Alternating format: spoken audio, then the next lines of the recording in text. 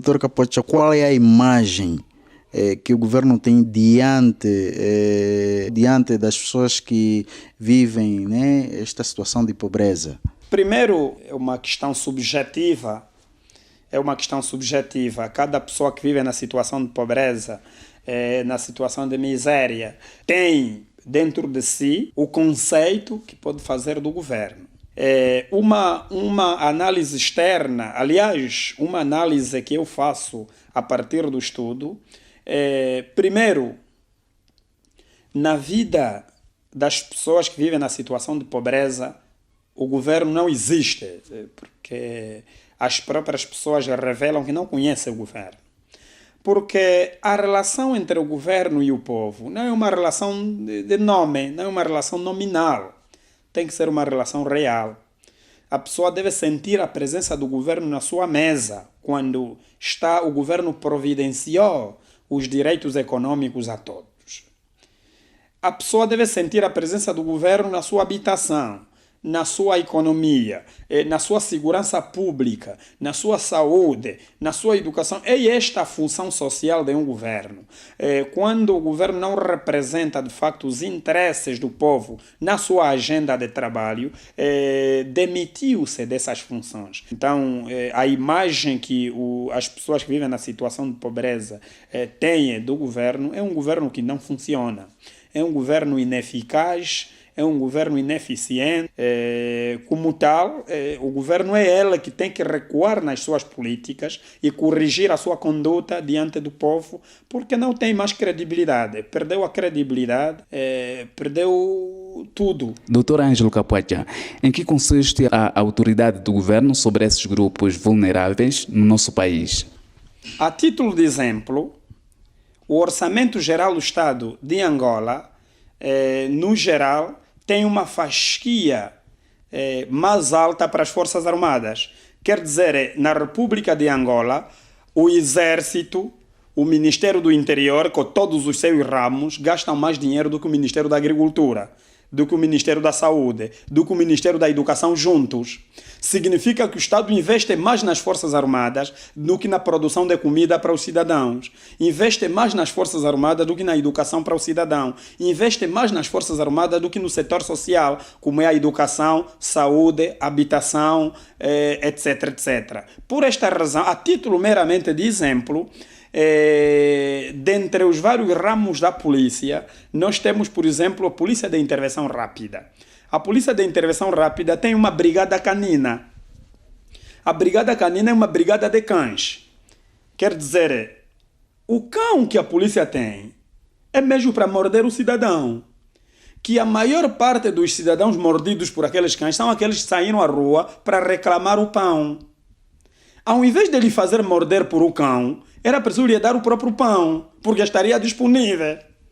Não, o Estado, ao invés de resolver o problema da fome do cidadão, o Estado vai comprar o cão para morder o cidadão e a fome continua. É assim que aquele cão, só a manutenção da brigada canina, o dinheiro que o Estado gasta para comprar cães e cavalos para a Polícia de Intervenção Rápida, se ele aumentasse o salário dos próprios agentes da polícia, nenhum agente da polícia viveria na casa de renda. Se o Estado, ao invés de comprar cães e a sua manutenção, cavalos e aquelas bombas de gás lacrimogêneos para perseguir um cidadão que só lhe falta comida, o Estado melhoraria as condições básicas do próprio agente da polícia e ainda haveria, portanto, excedente, e o excedente chegaria para o cidadão comum. Não, nós desperdiçamos, há muito desperdício do dinheiro para proteger, portanto, os dirigentes das suas imaginações fantasmagóricas, porque os nossos dirigentes parecem vivem fantasmas do medo. Como roubam o erário público, fabricam a pobreza a partir das políticas ineficazes e ineficientes, então o governo vive perturbado. E essa perturbação faz com que invista ainda mais na força. É ali onde respondo à pergunta se o Estado não perdeu a autoridade. Perdeu a autoridade, por isso compra cães, para morder as pessoas que reclamam comida. Perdeu a autoridade, por isso compra cavalos, para perseguir as pessoas que vendem banana na rua por lhes faltar emprego. perdeu a autoridade, por isso recorre o orçamento geral do Estado investido nas armas é superior ao investimento nos adubos, nos fertilizantes. Ao invés de comprar fertilizante para o povo cultivar, ao invés de alargar os campos de cultivo, ao invés de criar fábricas, o Estado angolano compra armas. E comprar armas é tempo de paz. Então é ali onde vemos que as prioridades do Estado estão no lugar errado. O que ele devia priorizar são os meios de vida sustentáveis para o povo e em troca teria paz. Teria paz social. Porque em Angola, quando nós dissemos falta a justiça social, estamos a descer de forma mais específica e também falta a própria justiça distributiva. A justiça distributiva é aquela justiça de distribuir bem a riqueza do país para todos. E falta a justiça comutativa. A justiça comutativa é aquela justiça de reciprocidade, dar e receber. Então, eu, povo, vou te votar, você governo, e em troca me governe bem. Está ali a justiça comutativa. Dá cá, toma, todos ganham. Quando não existe o ganha-ganha, portanto, um ganha, o outro perde, ou seja, os dirigentes ganham e o povo perde. O povo é sempre o perdedor da livre concorrência dos governantes. E depois surge essa cultura do medo febril dos dirigentes. Então tem que recorrer à força, aos cães, aos cavalos, às bombas, o RPG-7, etc. A intimidação. É ali onde também vem o valor das cadeias. Eu ouvi uma notícia recente de que o governo precisa construir mais cadeias.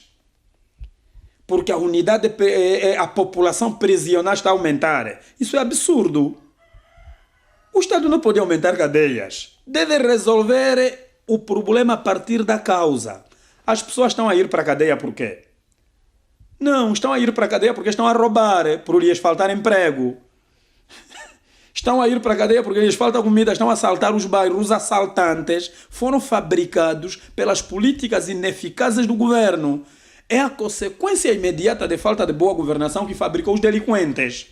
Os delinquentes não podem ser resolvidos com cadeia, devem ser resolvidos com bons empregos. Porque ninguém vai abandonar o seu emprego para ir roubar televisor.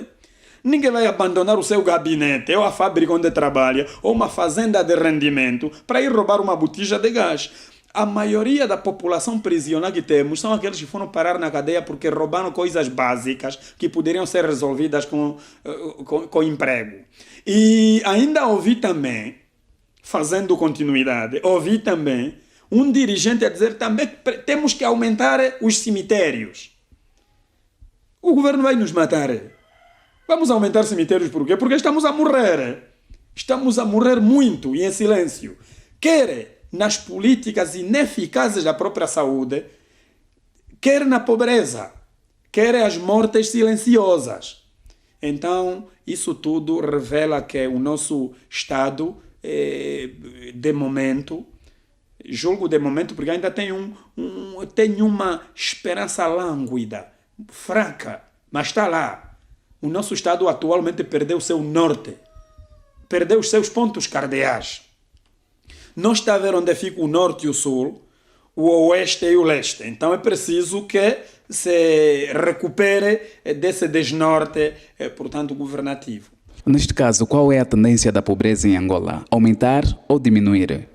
A pobreza está a piorar, está a aumentar significativamente. Durante o estudo, nós encontramos pessoas que começaram a recolher comida, restos de comida nos contentores de lixo há 3 meses.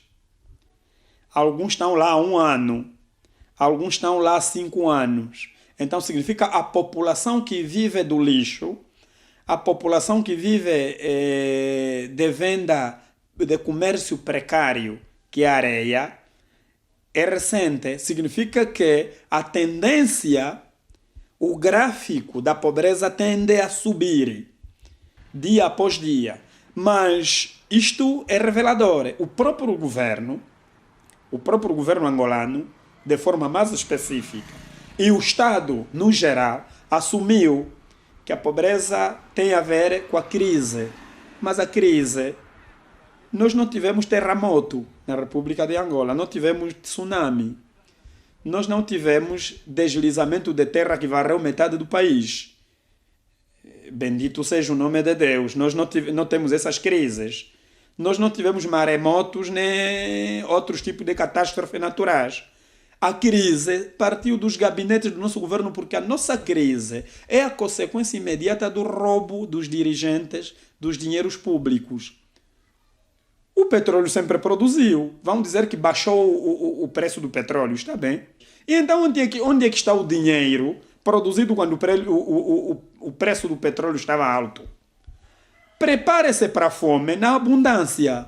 O provérbio diz assim: quando tem abundância, cria poupança, cria estratégias, cria tática, cria operações para providenciar o estoque, os recursos, a sustentabilidade para os momentos de escassez. Não, o boom do petróleo, quando o petróleo estava numa posição altíssima, é que os dirigentes roubaram. Agora não podem nos encher a cabeça com a crise que eles próprios fabricaram. É como, por exemplo, o governo quando diz assim: não, a guerra destruiu. A guerra? Não. A guerra foi votada na Assembleia. Não são os loucos que começaram a guerra, são eles próprios. É por causa da guerra que fabricou-se generais, são os multimilionários. Então, aqueles que perderam na guerra são os mesmos que estão a perder na paz, que são os pobres. É o que eu estava a dizer, que, portanto, o pobre é o vencido da livre concorrência. Ele perde na paz e perde na guerra. Então, a tendência da pobreza é piorar. Dr. Capoeira, neste caso, qual é a recomendação, uma recomendação aos pobres?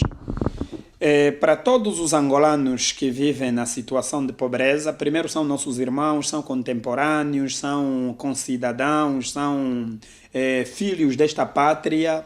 Angola é de todos. Pessoas que vivem na situação de pobreza só chegaram nesta situação de pobreza porque os espertos que estão no poder, os espertos que estão no governo, não conseguiram lhes dar os bens que eles merecem. Porque têm direitos primeiro naturais, todos os pobres têm direitos naturais de desfrutar da riqueza de Angola. A riqueza de Angola não é do MPLA, que está no poder desde 1975. A riqueza de Angola não é dos dirigentes. A riqueza de Angola não é de um grupo, mas é de todos os angolanos. E aos pobres devem superar a sua situação de desvantagem, devem lutar todos os dias, devem acreditar na capacidade de superar e não trabalhar no canteiro da pobreza, não continuar a trabalhar no canteiro da areia, mas contactar instituições, exigir, reclamarem, irem nas rádios, escreverem se puderem, procurar forma de lutarem pelos seus direitos. Tais como muitos pobres que vivem hoje lutaram no tempo de guerra por uma causa de que não ganharam nada, devem continuar a reunir essas energias e saírem. Ao invés de passar o dia todo no contentor de lixo, deve tirar no contentor de lixo o que ele comeu hoje, mas hoje mesmo deve contactar as administrações, deve exigir direitos, deve reclamar, deve reivindicar, porque Angola não pode ter Angolas de primeira classe e Angola de segunda classe. Nós não temos tratos. Não podemos viver estratificações que alguns já nasceram privilegiados e outros estão condenados a viver na pobreza. Não. Todos somos iguais. É assim que diz o artigo 23 da nossa Constituição da República de Angola. Todos somos iguais perante a lei. Se somos iguais perante a lei, então a lei deve favorecer a todos termos o acesso à riqueza da nação. Ok, Dr. Capoeira, apesar do nosso tempo já esgotar-se, ainda peço-lhe quais são as recomendações ao governo angolano? Primeiro, o governo deve ser mais responsável, porque não tem sido. Deve ser mais responsável. A responsabilidade por parte do governo é entender que está a gerir a riqueza do povo, então deve ter juízo. Não é dele, é do povo. Então, deve dar ao povo aquilo que lhe deve. O Estado deve entender que é um funcionário do povo e que para realizar os interesses desse povo, ele deve ser sério, deve ser responsável. Esse pobre que vive no contentor de lixo está inserido numa comuna, está inserido num município, está inserido numa província. Então, na província tem o governador, no município tem o administrador, na comuna tem o administrador, na aldeia tem a autoridade lá. Então, o governo deve fazer um diagnóstico, fazer o levantamento. Cada governador, cada administrador municipal ou comunal deve saber quantas pessoas na sua circunscrição tiram comida no contentor de lixo para estarem nas listas. A governadora do Ambo deve saber, na província do Ambo, de facto, tem quantos mendigos. Mas o governo angolano deve fazer um mini censo só para as pessoas que vivem em pobreza extrema e se lhes criarem políticas públicas específicas. Significa se na província do Ambo tivermos mais ou menos 5.000 mendigos, o Estado deve ter um programa, um projeto claro para aqueles 5.000 para tratamento especial. Nem é que isto obrigue, porque Angola tem capacidade para isto.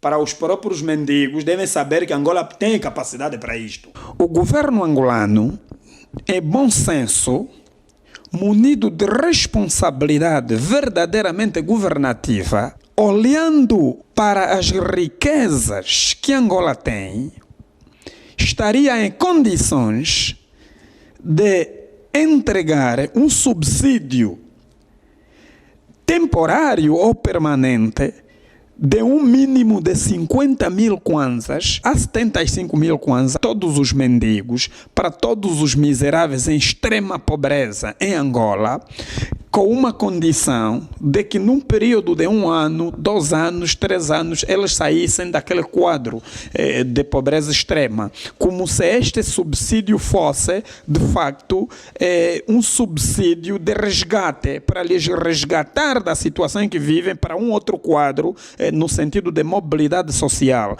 E seria um fundo perdido. Aquele fundo perdido sem reembolso. E, portanto, as pessoas usassem. E com o dinheiro do petróleo, com o dinheiro de diamante, com os impostos, com outras fontes de receitas que Angola tem, o Estado angolano, se tivesse sentimento patriótico, sentimento de solidariedade, sentimento de missão de governação de facto, ele entregaria esse dinheiro mensalmente a todas essas pessoas em desvantagem social e para elas saírem do quadro da pobreza que se encontra. Angola tem capacidade, tem recursos, tem meios suficientes para o Estado cumprir isto. A única coisa que faz com que o Estado não cumpra isto é a má fé, é a falta de vontade política, a má fé e a tendência de ganância que tem caracterizado de facto o nosso governo. E pelo contrário, o Estado está a pagar salários milionários aos senhores exonerados há muito tempo que estão nas suas casas. Generais, governadores, ministros que têm 5, 6, 7, 8, 9 diferentes fontes de dinheiro, que não se chama salário. Porque não, o salário é a contrapartida do trabalho prestado. E ele, quando recebe 20 salários, está a trabalhar em 20 setores. Não trabalha em nenhum dos setores, mas recebe. Então esse dinheiro, quando houver transparência, houver uma gestão responsável do erário público, não teríamos mendigos na rua. Nós só temos mendigos, só temos pessoas que tiram comida nos contentores de lixo, só temos pessoas que vivem nas condições subhumanas, porque o governo não tem sido sério, responsável na gestão daquilo que é nosso. Se gerisse com juízo, com justiça, a justiça distributiva, a justiça comutativa, porque o governo deve agradecer o povo que lhe elegeu. Então a única maneira de agradecer é acabar com a pobreza, mas não é matar o pobre, é lhe dar as condições necessárias. Temos hospitais, temos as psiquiatrias, não se compreende encontrar malucos na rua. E aqueles malucos são cidadãos, não perdem a sua cidadania, os seus direitos cívicos, só porque está na rua, porque é maluco, não, é curar. Deve ser conduzido aos lugares especiais para ser tratado e depois votar. Mas nós já vimos que os malucos são poucos. A maior parte das pessoas que tiram comida no lixo, quem lhes olha à distância, pensa que é demente. Mas nós que vivemos dia a dia com eles, entendemos que estão de saúde. O documentário constatou isto. Então o Estado deve criar políticas específicas para esses. Atribuir subsídios, tratamentos especiais e fiscalizá-los. É verdade que o povo angolano também tem aquela cultura que quando os subsídios surgirem e todos vão estar na rua para receber esse subsídio. Não. Isso só acontece porque o Estado não conhece o povo que ele governa. Se conhecesse o povo que ele governa, saberia quantas pessoas estão na rua. É falta de vergonha por parte dos governantes governar um povo que tira comida no lixo, porque revela que eles não estão a governar. Eles não valem, não trabalham, porque o orgulho de um bom dirigente é ver o seu povo rico, feliz, próspero. Mas os nossos governantes balanceiam, fazem o balanço anual dos cemitérios, das cadeias, dos pobres que eles fabricaram com as suas políticas ineficazes. Assim, o pai vive onde? Eu não tenho onde vivo, eu vivo onde estar mesmo assim, entrar assim à tardinha, onde estiver mesmo assim, onde que eu consigo fazer, descansar assim, alguma coisa. Não tem casa? Bom, casa foi derrubada com a chuva. No que diz respeito à alimentação, como é que tem sido a tua alimentação? Sempre nós consumimos os restos. Nesse momento, já almoçaste? Não, eu nunca almocei. Mas você vai almoçar aonde? Bom, assim sei que almoçamos assim, às vezes encontrar assim uma merenda, encontrar assim um restante de arroz, ou de massa, ou de peixe. Eles põem comida no saco, depois o próprio saco põe na rua ou põe aonde? Para vocês encontrarem? Mas uns até metem assim na rua, no contentor, você encontra.